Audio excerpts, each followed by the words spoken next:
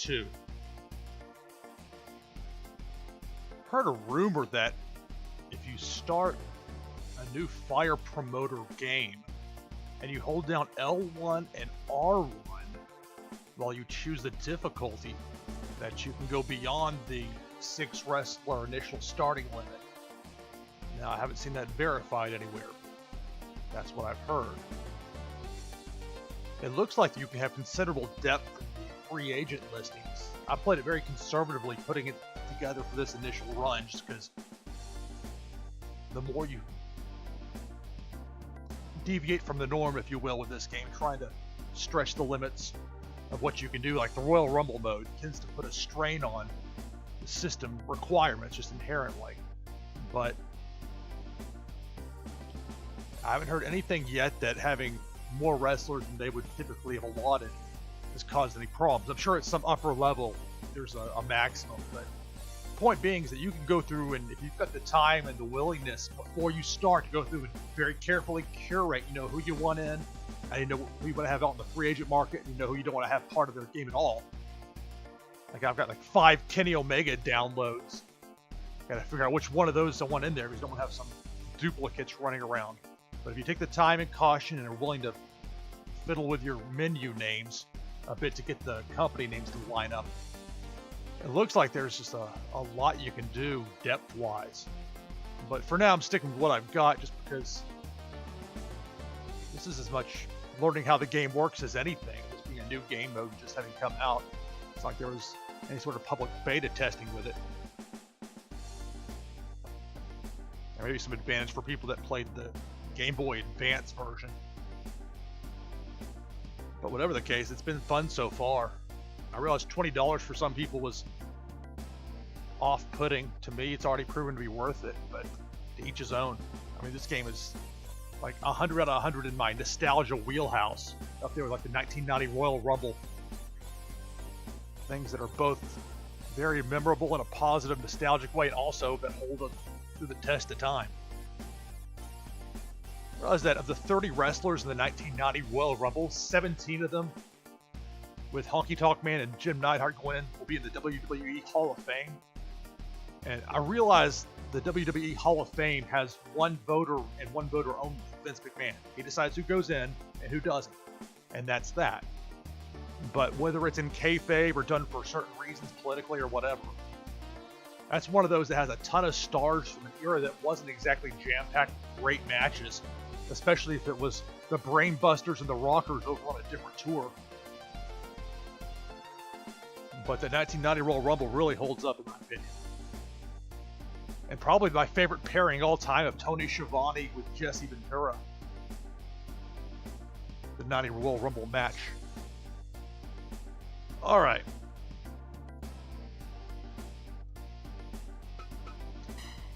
So I went through before I started this stream and made sure the sandbag and the medicine ball and the grappling dummy were all in good condition. So all caught up on that.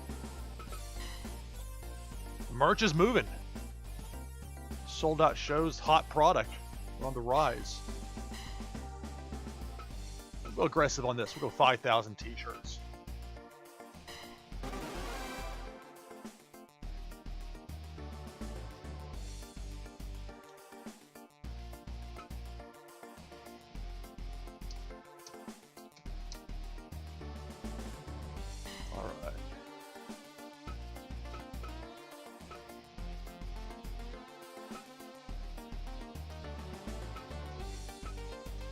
Photo collections have been moving.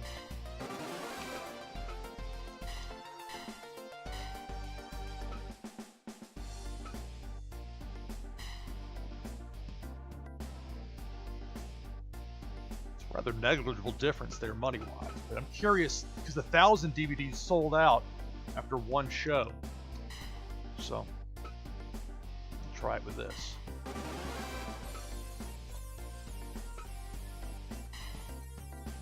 We'll hold off on the action figures for now. We'll have so many tchotchkes in one venue.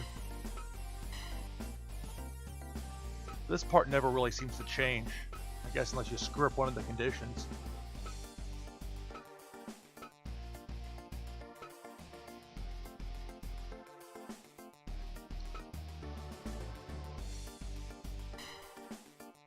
say this. Japanese wrestling promotions, by and large, do a better job of incorporating sponsors into the product than their American counterparts. Same for Mexico compared with the U.S., for that matter. I think that's as much to do with WWE staying away from advertising on the ring for so long. The influence that company has. All right. Human resources. Let's see who I can pick up.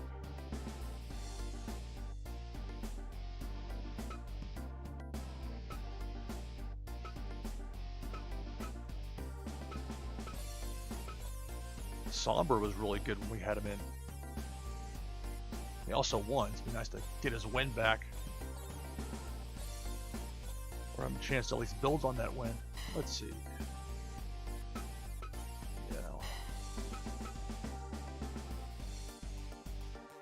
I can I'm willing to be more risk averse just because you only get that one shot per month. He might still say no. Yeah. Sombra. Andrade says no.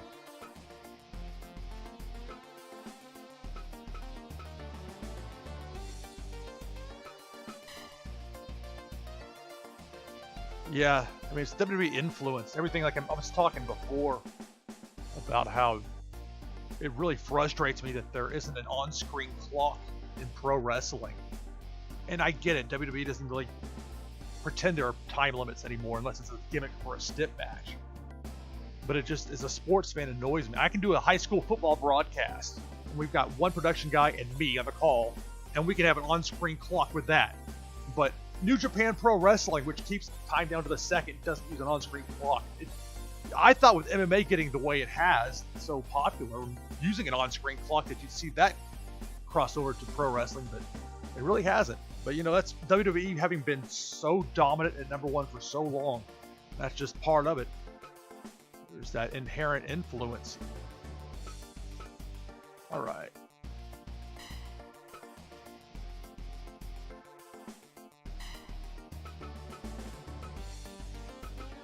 I haven't tried to bring someone in for a one-off after they turn me down for a contract offer. So I don't know what this might do.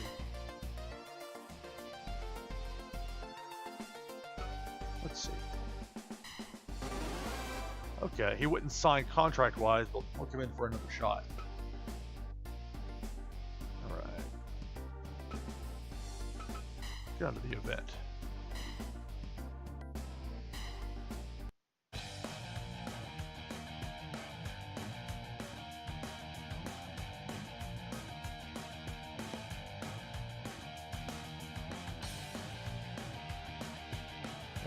I'm going to be interested to see what AEW does, because I hear that Tony Khan is talking about having a Mid-South type presentation. But Bill Watts became UWF later. I love that, like mid-1980s. Jim Ross on the call. That with kind of a hybrid of how MMA is produced. So I'm hoping they'll use one there. All the talk I've heard about time limits and things of that nature, which is smart. You think about like how movies go to great lengths so there could be a ticking clock or a countdown or something of that nature because it adds a dramatic element. With pro wrestling, it's right there and they just piss it away for no good reason. So,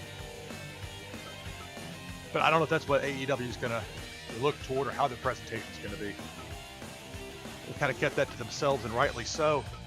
Don't want to tip anybody off.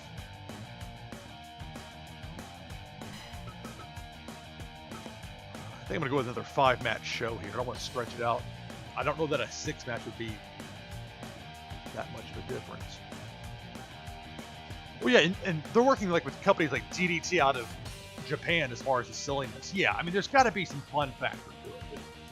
I mean, I tend to lean 1990s All Japan series as far as what I like, but when you're talking about a national audience, it can't be just wrestling and that's it. You've got to have the personalities and the interviews.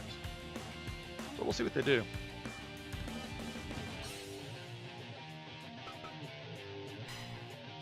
Alright, Jericho's been on a roll as champion. Just beat Barry Windham on the last show by knockout.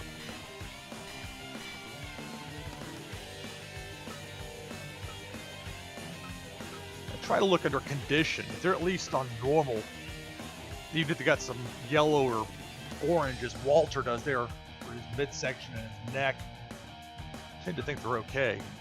And sometimes I'll have somebody listed as, well, there's Flyer's neck. It's red, but then it says normal for condition. So I'm not quite sure how to gauge that at this point. Part of a learning curve.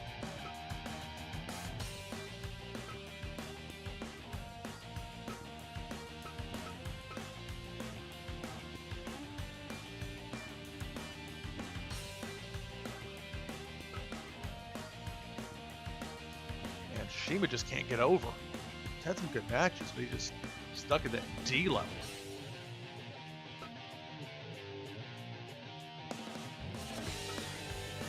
Neville's healthy. We'll do a tag title defense for him and Ambrose. That takes him out of the main event possibility for Jericho.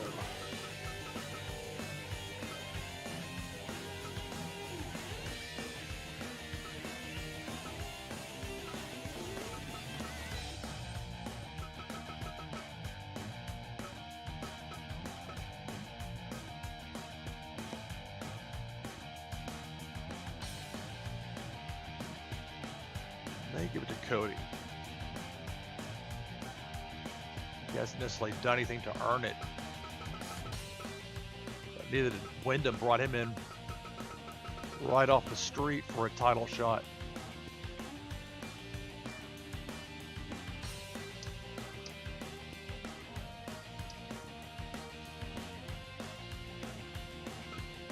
Yeah, we'll go with Cody. Cody and Jericho. We'll use the semi-main event spot for the tag team championship. Dean and Pac. And because that CAW didn't have a first name, doesn't say Neville, doesn't say Adrian, doesn't say Pac, it's blank.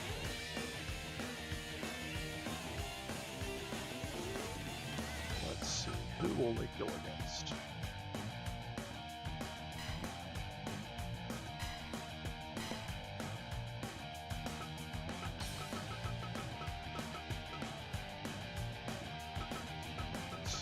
Flyer, just normal condition.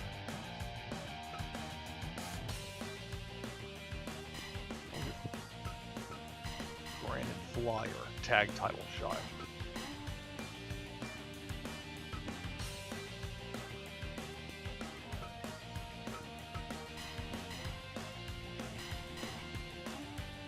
Cedric Alexander, he's in normal condition.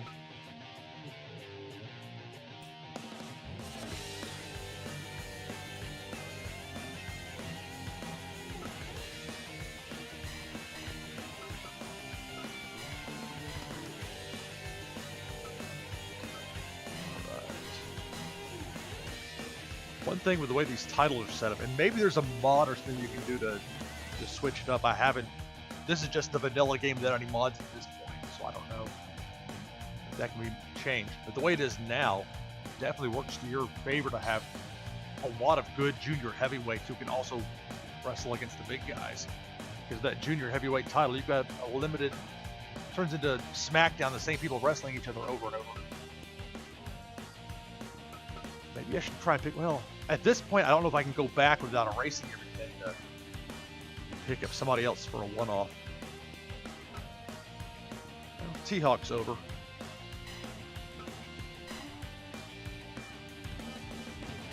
T-Hawk get the shot. Alright.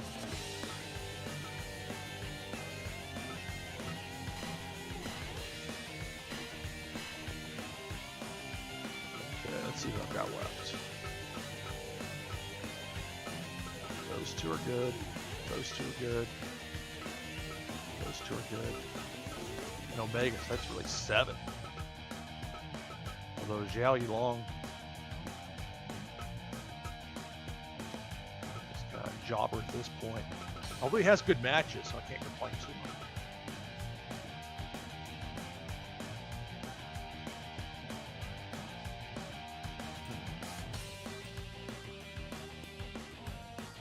almost think I should put in Omega instead of Cody here. Oh, I had a Walter versus Goldberg match a few shows ago. Yeah, it was a good match. I just had him team up in the last show, and I might have him team up again here. It's similar to TEW in that respect. It's, you know, the inflexible this game can be with certain elements as far as, like TEW, you can go through and see every roster for the company and who's got, you know, which guy. With this, that's about as deep as it gets. You can't go back and see full show results. It doesn't keep track of wins and losses for you. So it's not a true sim like that. And I mean, you can start with 6 wrestlers. You're talking like 3 match cards.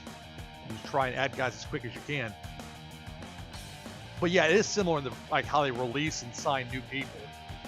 Kind of the randomness of it. There's a similarity there.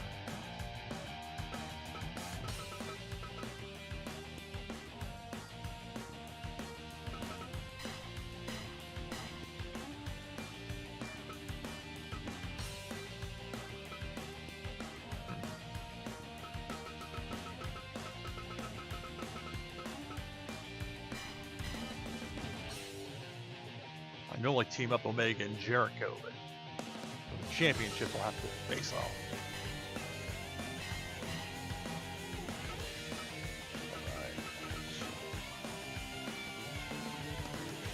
I'm at like Cody rest here. He's had some long matches.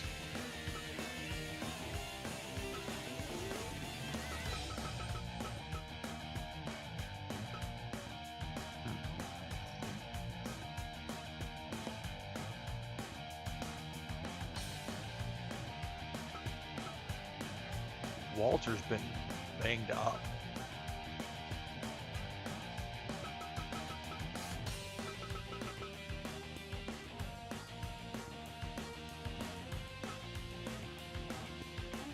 Maybe I'll do Goldberg and Walter against Wyndham and Rhodes. That'd be something. Could have stuff if I need to do that though.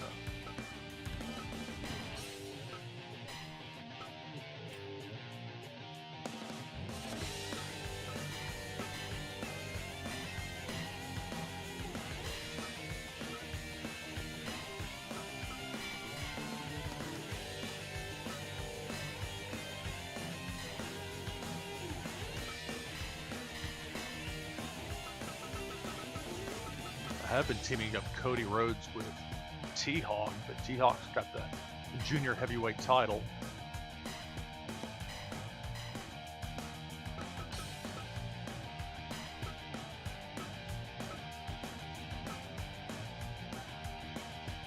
Kind of like got both versions of the circa 86-87 Wyndham pre and post Horseman turn.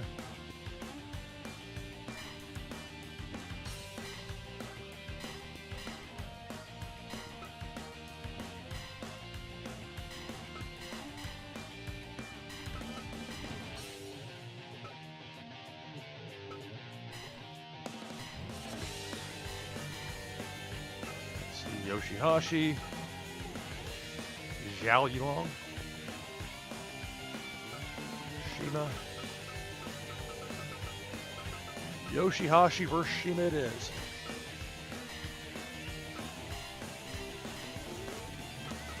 Oh wait, I've got somebody else though. I think I've got somebody. That's right, I got Sombra. Okay.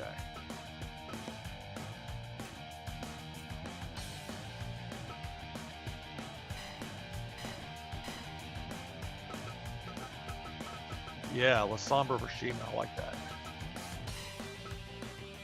Yoshihashi can take the month off. I'll send him on excursion.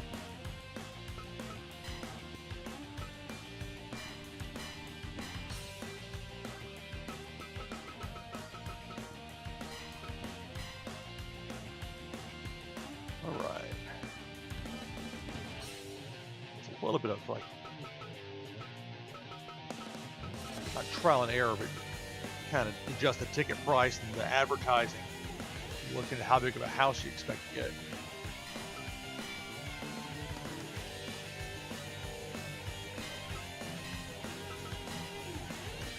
Well, I guess you can do. Okay, I thought before that Europe wasn't on the list for. I'm not going to run Europe right now, so I draw like 100 people there. Okay, it's on the list. Hawaii's arena in blue. Okay, because it's larger than 40,000. I'll skip that. Now this might be in. TV commercial. It's expensive, a TV commercial, extra 70 grand. I'll sell the place out.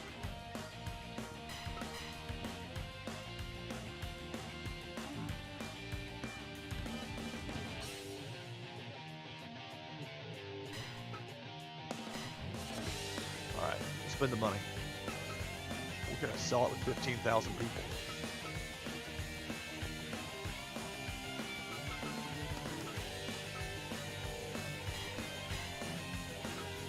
Paranoid about starting or confirming a match card now, because once you lock it in, you can't change the time limit to it. Keep that at 30 minutes, with the tag match. 30 for that, 45 for the tag, 60 there. So I would have been good even with that. That's how I want it. Sold out show. Lock it in. It doesn't ask you if you're sure. Once you hit that button, you're locked in on that.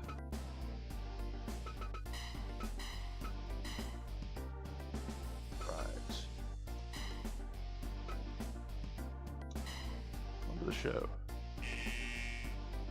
La Sombra, no showing on me. Oh, wow.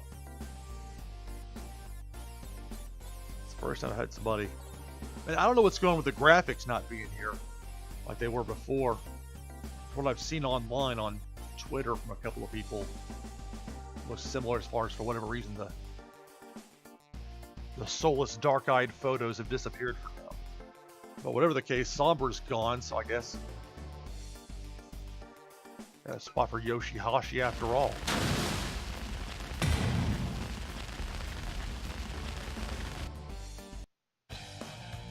Oh, they just skipped the match if he no-shows.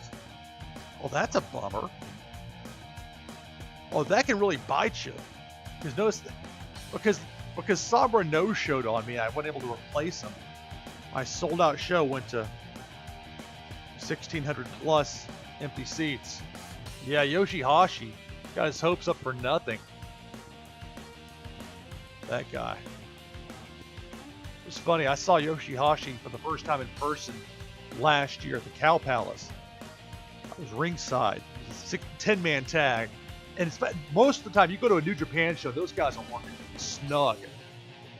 No, Yoshihashi didn't no-show, that's for sure. But it was just funny because he was very careful to work very light with Haku.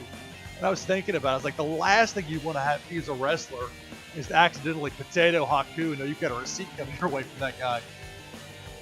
But yeah, poor Yoshihashi gets all the way through the G1. His shoulders taped up. And then he has that infamous slip running to do a run-in. He gets concussed. He hasn't worked the U.S. very much. I think he's worked for Ring of Honor.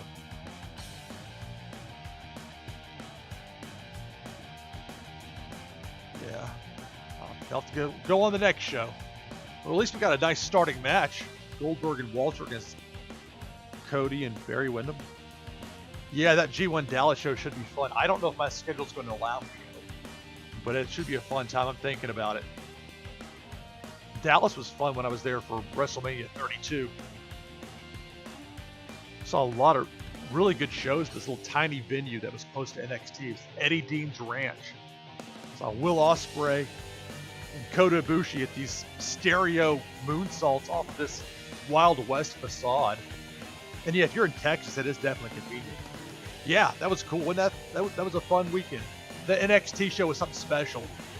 I bought tickets the night that I found out Nakamura was going to be working the show.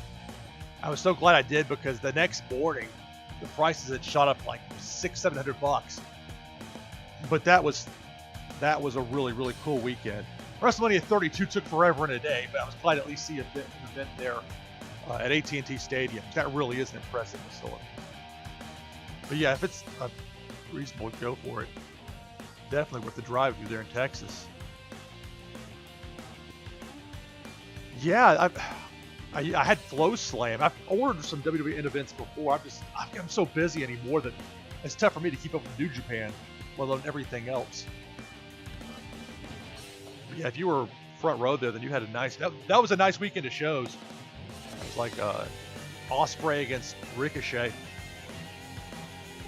But yeah, as I understand it, they're running Dallas in particular because that's where Mark Cuban is, and he's, of course, a very important person with Access TV. So I hope the show does well. It's going to be an interesting test for New Japan with the guys that have left for AEW. So no Omega, no Young Bucks, no Cody, no Hangman Page. Hangman's got all the looks of like a long-term star. They put him in a really bad spot at Walter Pyramid last year. The semi-main against Switchblade. That was right after he started the gimmick, so it wasn't really over yet. And they're both heels, so the crowd really didn't know what to do. And they get this long match. In the main event, we're waiting to see Young Bucks against Golden Lovers. And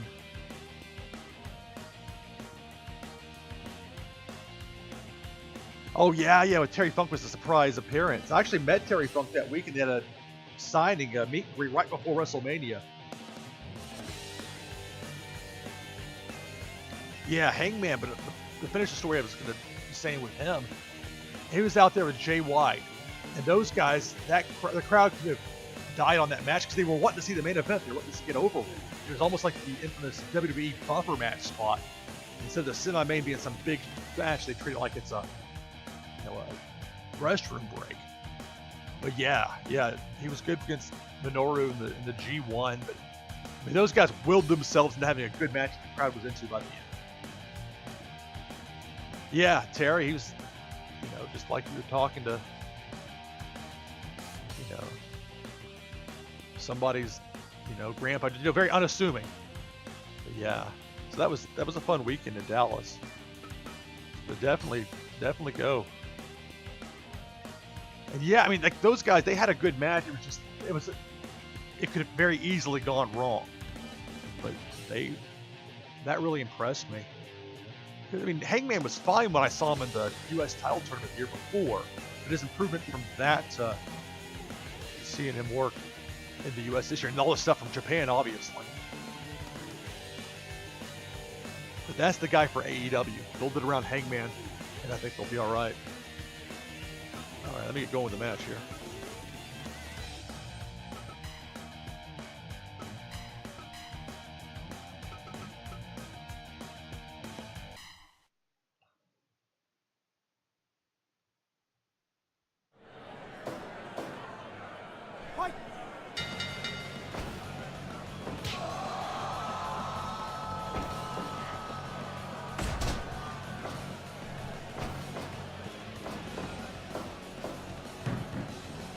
Minoru's great.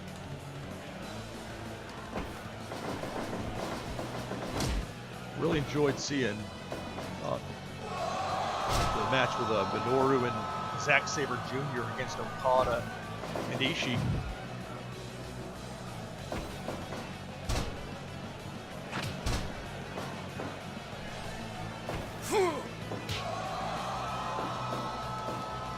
That was what I was front row for there. That's right. They had that match in ROH. Norton Cody. Yeah. It's funny. I saw him wrestle most recently. I saw him last year over WrestleMania weekend in New Orleans at the Rev Pro show. It was him against Jeff Cobb. The finish was supposed to be Minoru hitting Jeff Cobb with the Gotch-style pile driver. But because, and this is so weird, but it's weird in a pro wrestling kind of way, because Louisiana's state commission still regulates wrestling. They had a rule in the books that pile drivers were illegal, so they couldn't do any pile drivers there. And so instead of the pile driver being the finish, Minoru would be a submission. And that's cool that you got to meet him. I've seen his photos on Instagram. He's got a very good way of like being simultaneously incredibly threatening, incredibly abusing. Just guys, That guy it's remarkable at his age that he can still go like he can.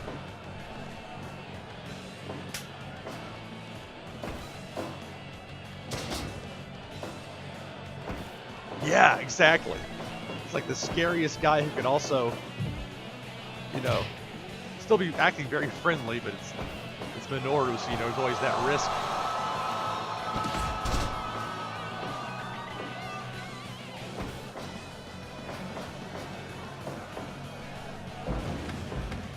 Yeah, I put Minoru's in this game, not on my roster, but again, now that I know that you can put in a lot deeper free agent rosters, when I finally do this, I'll put more time into setting it up.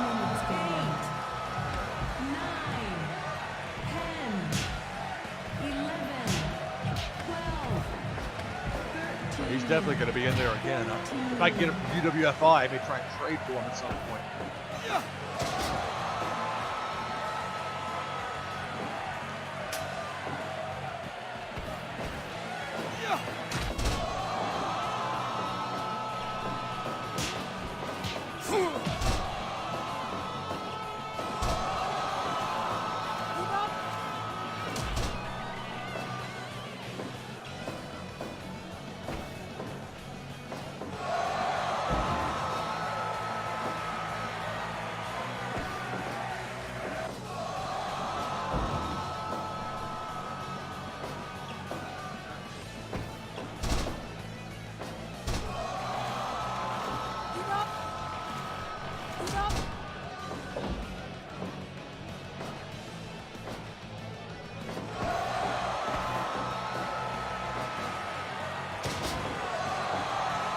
I'm wondering who Cody's opponent's going to be at Double or Nothing. They've been doing the slow burn toward the reveal on their video series. I think a pretty smart way to do it.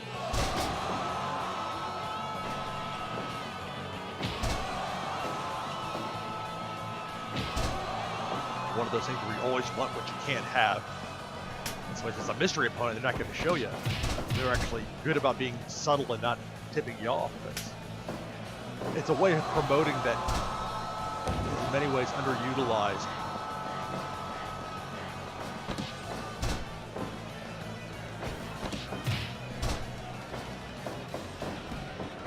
Oh, that's cool. You're all in? Yeah, I watched that on delay on New Japan World. I had a football broadcasting gig, so I wasn't able to go to Chicago that weekend. I would have loved to have gone. Chicago's a great city. I was up there in 2016. I mean, I could have flown day of, but yeah, it just didn't work out for me.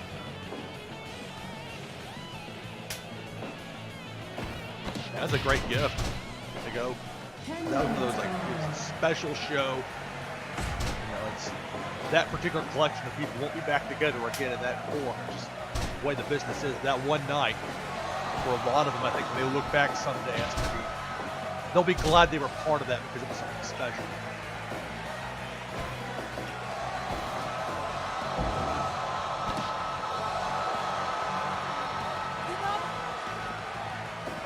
That's great, man. Your wife left Chicago. You get to go there, have fun. That's really cool.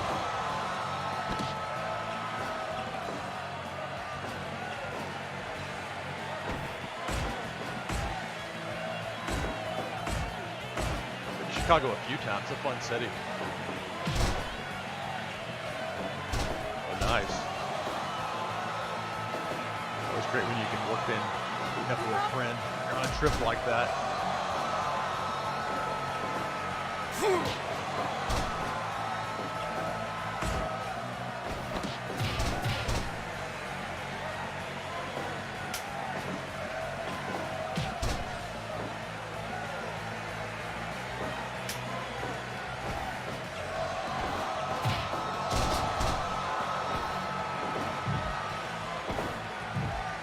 Oh yeah, New Orleans is great fun. Love that city. Almost ended up there. I was working as a TV news producer. My contract, I had it where I could get out of the contract, I got a contract offer from a TV station in a top 20 market, Nashville or New Orleans. And there's a station in New Orleans that was interested in me. I got a job in Tampa and had to pass up getting an offer like 3 weeks later or 3 months later from that station in New Orleans. It's a great city. I've always had a fun, Cajun food and day drinking, man. That's your combo right there. Great food. Definitely plenty of options for drinking. Vegas, I've had so many adventures out there, but times I've gone.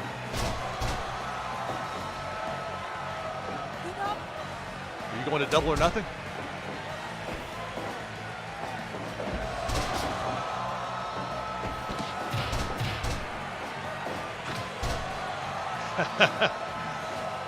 Yeah, Louisiana's going to be a little slow on the draw on that.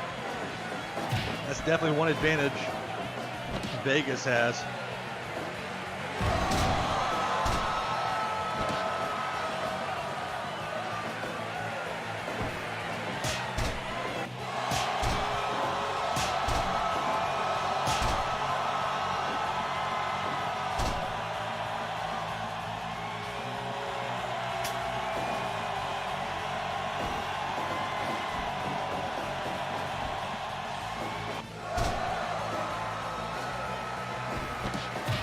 Even if nothing else comes of AEW, it has certainly changed things the way wrestlers in WWE are not afraid to speak out as much.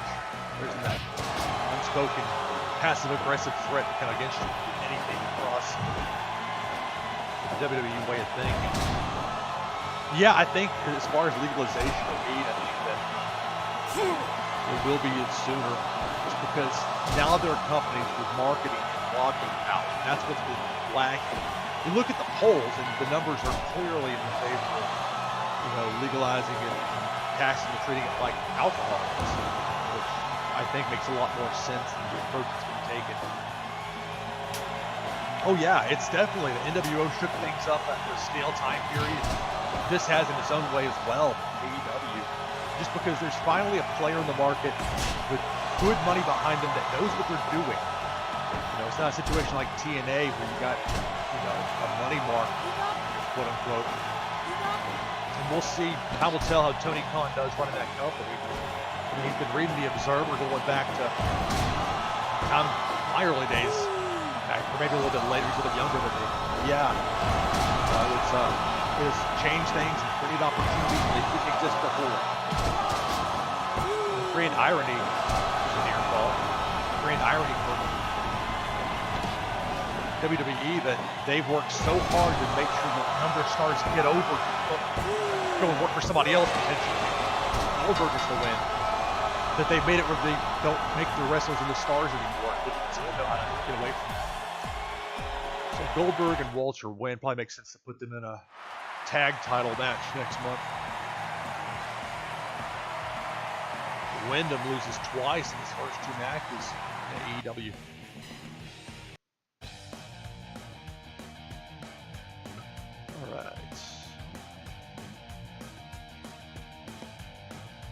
T-Hawk and Cedric.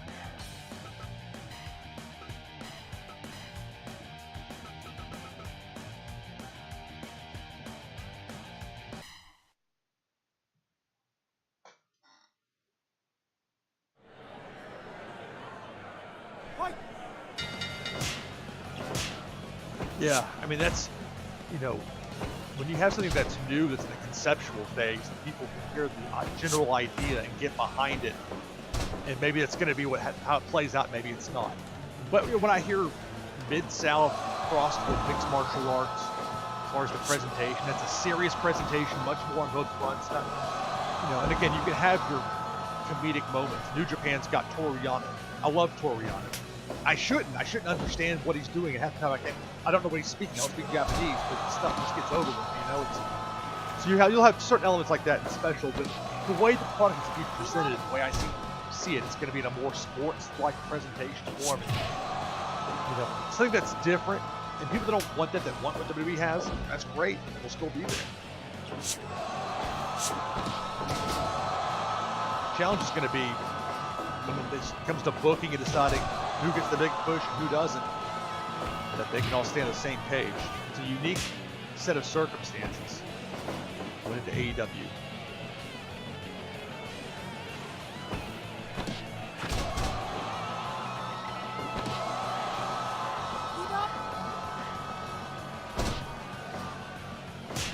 It's funny. I followed wrestling when I was younger, and I just like, especially after WWE was like monopolistic, I really kind of got out of it for a while. And it was New Japan that really got me back into it when I started getting going. It looked good. I mean, I followed things here and there. Like I went to WrestleMania 27, but I wasn't following the product that closely. But yeah, Yano, go back in his old stuff. I mean, he was this, mean, rough, nasty guy that liked to taunt Tanahashi. And, between taking the shrug or the RVD style pose, the double thumbs, and then throwing his shrug in with it, and it just somehow works. Like, think of like Ryusuke Taguchi, the funky weapon. He tries to do comedy, and sometimes it works, and I find it hit or miss. Sometimes I think it's very stupid, sometimes I laugh. But Yano, Toru Yano, that guy's almost always on point to crack me up.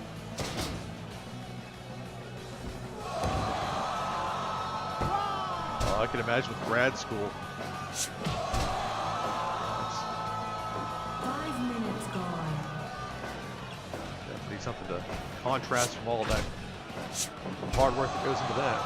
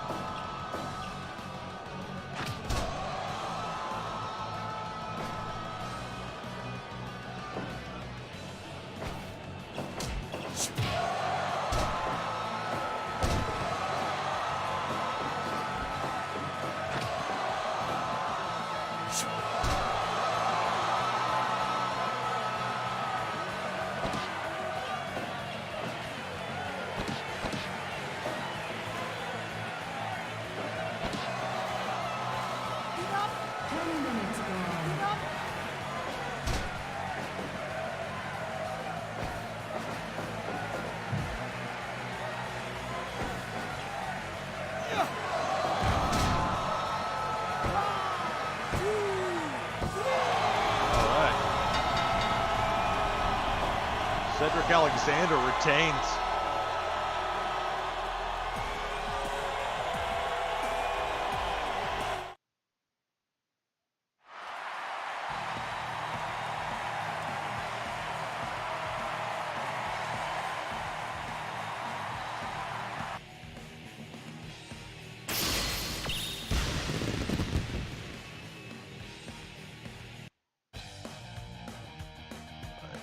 Tag title match coming up.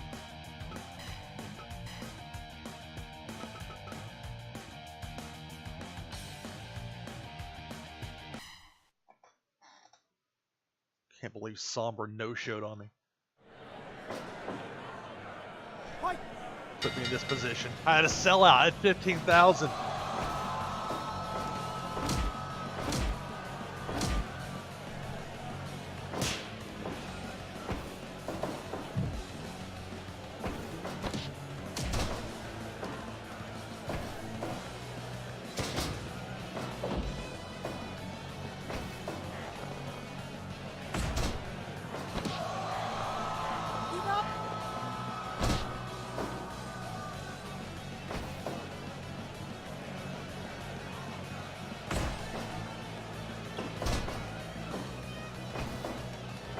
presuming it's not an angle with Ambrose leaving WWE, that's a weird storyline thing, because they flat out put on Twitter that he's leaving the company, but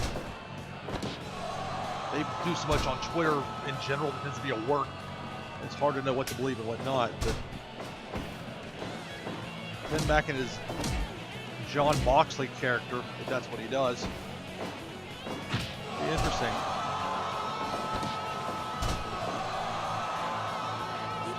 Ambrose is a unique talent. You go back and look at the early days of the Shield. He was the back down from no one, take no prisoners, leader of this faction that was the strongest in years in WWE. But that was only because they were trying to get Roman Reigns over. But they were willing to the point of letting Ambrose be this, he's a bad guy, but he's also like this not going to back down type, the U.S. champ. And then he turned to like wacky comedy with a potted plant. And I mean, that wasn't coming from Ambrose's side. That's, the creative mind of Vince McMahon forced him to get a potted plant over. I think Ambrose, the right opportunity, would have. I mean, as a worker in ring, it's not like he did lights out or anything, but I don't know. I think him without a script, there's a lot of potential. I go back and look at his, pre-Ambrose day stuff, his Moxley stuff. I mean, it got dark and had an edge to it, but it had depth as well. And I think you pull the trigger on him a couple of times before they actually did for the title. Non-finish. Was it Bray Wyatt? I mean, that's like what really sort of turned me off from WWE was they weren't even paying off their main event matches on pay-per-views or network events, or call them what you will. Love NXT. Don't get me wrong. It's nothing to do with NXT. But this company trying to put on a product that appeals to an audience, but also gets the approval of Vince McMahon. And that's got to be an incredibly frustrating thing for people in WWE. There's some super talented people there. Yeah, the thing with Moxley wasn't like somebody you're going to say, here's a 4.5-star classic. And that wasn't his thing. He had some good matches, but it was his ability to talk in a pro wrestling sense, but in a very unique kind of way. And presuming that this is it for him in WWE, and when he's like working pre-show at WrestleMania in Orlando, is thinking, this guy deserves better than the position he's been given.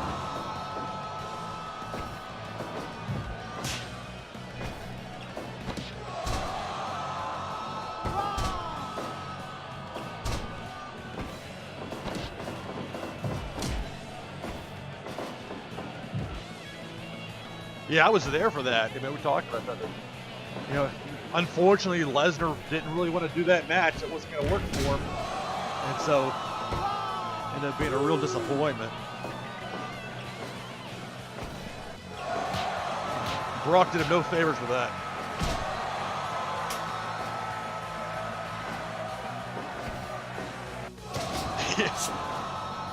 Yeah. I had a fun time that day. There was a lot of very interesting people watching. You always get that at WrestleMania, but especially that one in Dallas. It was just, maybe because you could see for so far.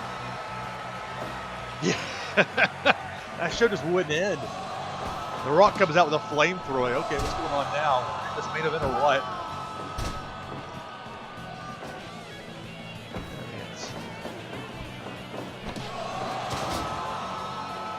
Interesting the way that the motivations have changed for WWE as far as what you're looking for, time spent watching on the network. We'll do these super long shows, knowing that that's going to help potentially with their network numbers. Yeah, I'm not going to Mania this year, and I'm not at least been sad about it. I mean, I hope it's a great show. People that go have a good time. But look, I've been to New York a few times. Love that city. Expensive though.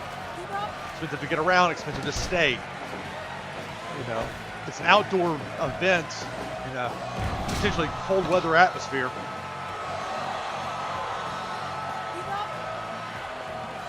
If they're 6.5 hours deep going into a triple threat main event with the women, and it can start to get real cold. I hope they've got things planned out timing-wise.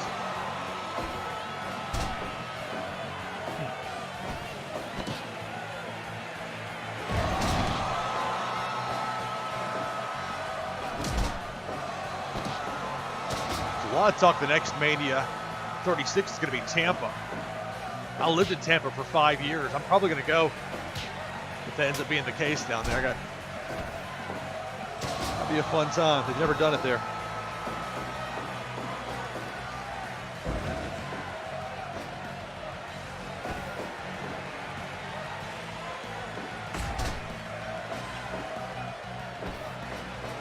Yeah, I understand.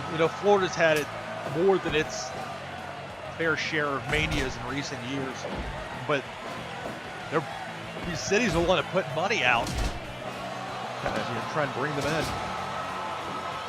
Now, Tampa's got the Super Bowl coming up, so they've made renovations, and soon there's going to be Los Angeles with a brand new NFL stadium. We've got Las Vegas is finally going to have a stadium that's worthy of holding a Mania. I know they had WrestleMania 9 out there, but that was hardly a venue fitting of what modern Mania's become.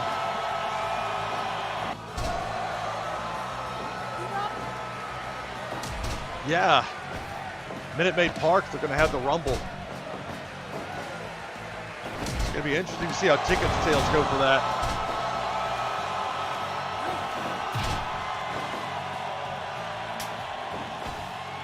Yeah, in Vegas, as soon as they can make it work out to book in that building, they're going to be there.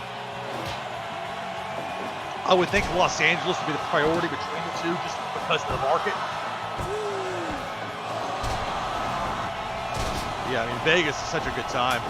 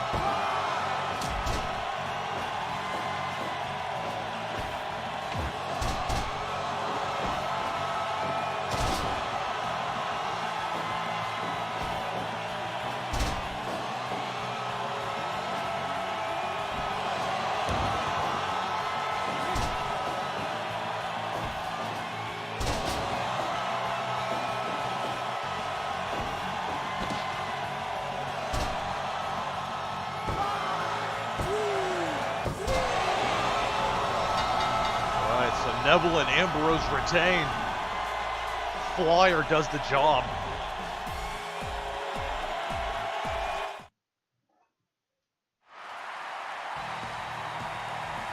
Neville, Pac with mysterious Rana.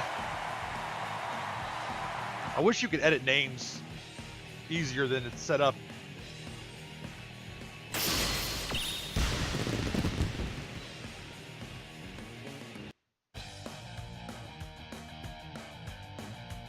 Let's see.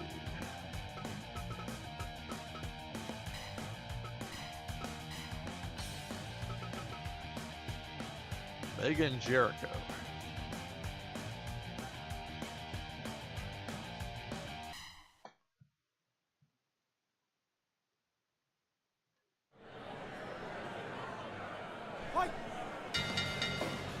But WrestleMania got a little bit short-spaced timing-wise because of New Orleans. They really wanted WrestleMania there, WrestleMania 34, because it was their 300th anniversary as a city, as I understand it. And so they had 30 and then 34, kind of jumping the queue a bit. So it's been a little bit underrepresentation for out west, but they got, between Los Angeles and Vegas, those are two that are almost a block. You know, there had been talk about Minneapolis being in there.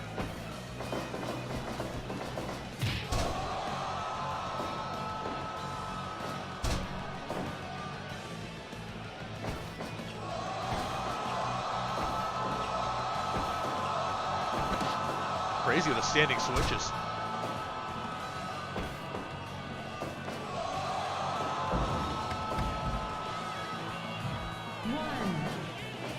Oh, nice. Have fun. I've been out there one time. This girl I knew that was up near River Falls, Wisconsin. One of my fraternity brothers in college was from Wisconsin, Eau Claire, and I rode on spring break. I rode up there with him, and then met up with this girl for a few days. Saw Minneapolis, had a really fun time. You know, it feels like yesterday in some ways, but that was more than 20 years ago, so I'm not sure how Minneapolis is now, but there's a lot of fun when I was up there. And that was like, I think it was like a March of 97? I don't know, maybe it was in 98. Years start to run together after a while.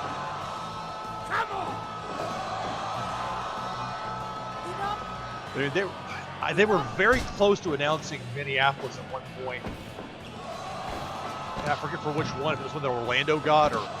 But the problem is they've got an brand new NFL stadium that usually gets you, premium consideration. But if the city's not giving big outlay of cash, and if WWE sees that as not like a tourist destination, they tend to shy away from it.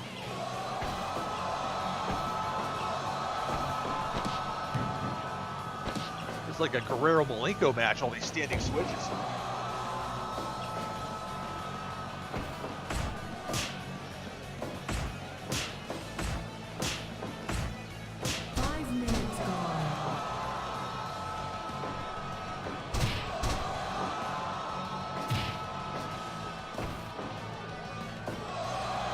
It's tough though, because the size of WrestleMania, their markets, they'll make an exception for an outdoor show for the New York market over in New Jersey just because they have to. There's no other real option.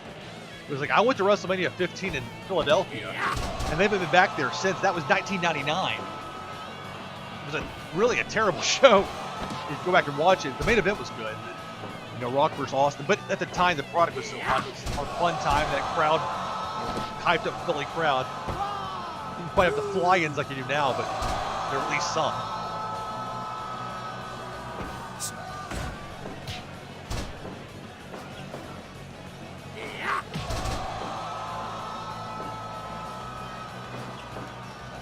Yeah, Jericho, he obviously picks his spots as far as his matches go.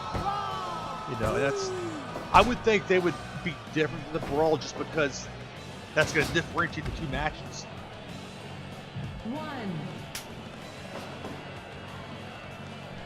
But I hope this is giving Omega a chance to heal up a bit. I know he's working through. Everybody works injured. If you're a pro wrestler, you're working hurt one way or the other. But I know he's dealt with a lot of really bad injuries, and his style doesn't help him any. So I'm hoping him having a few months off will give a chance.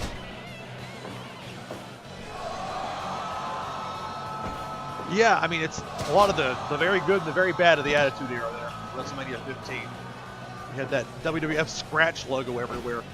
Now I've still got the DVD I bought of it that before they had to blur stuff out. Now they don't have to blur it out anymore. They got real weird there for a while. Going back and trying to rewatch something I was that 6 years before and barely even watch it on a post-blurring release. But yeah, I saw Owen Hart wrestle a few times. This was my last time seeing Owen Hart before his tragic accident just a couple months later.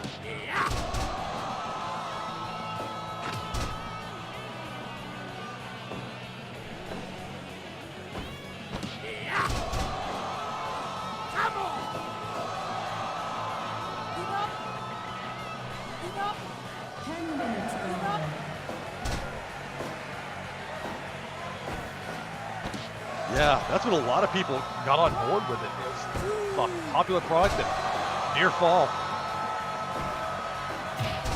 Yeah, the thing is, Vince McMahon thrives best when he has strong competition, and he really hasn't had that on any sort of a tangible level.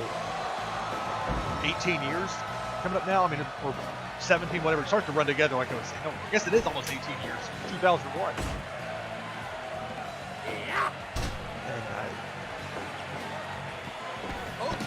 Oh yeah, Stone Cold Steve Austin. That guy, talking about a genuine star.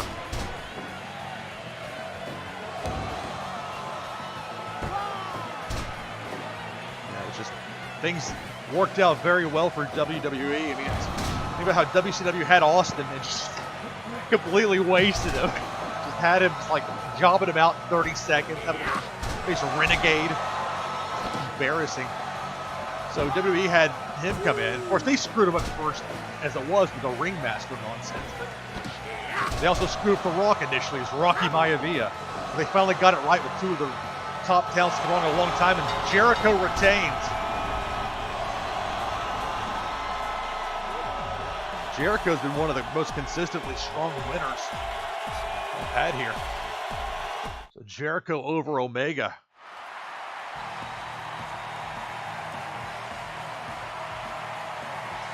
I had an Austin 316 shirt back in the day. I don't know where that thing is.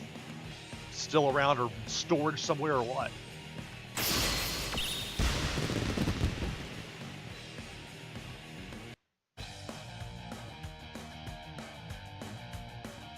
All right, 86%.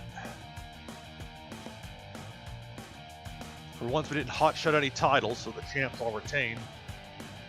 And except for La Sombra no showing, turned out pretty good.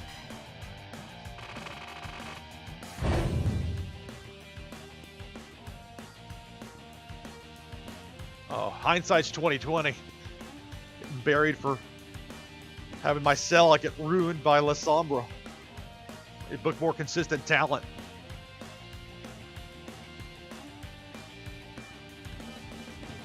Hey, Kendall. WrestleMania 10. That show had two of the best matches that era. Bret vs. Owen in the opener. And then the ladder match, Michaels and Razor Ramon. I mean, circa 1994, WWF left a lot to be desired in many ways, but WrestleMania 10 had some memorable matches.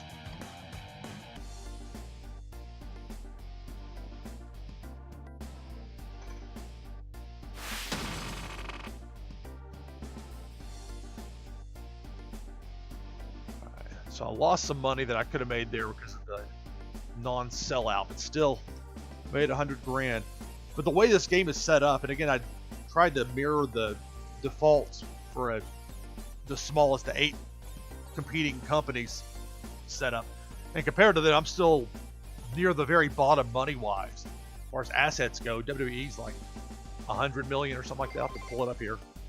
And I still don't get this. I don't know if this is a bug or I just don't know how to play this game right or what. But from time to time, when a new month will start, say this month you have a singles tournament against so-and-so, but then it doesn't happen. And if you go down and try and choose tournament, it typically tries to dissuade you, at least from what I've seen, doing that.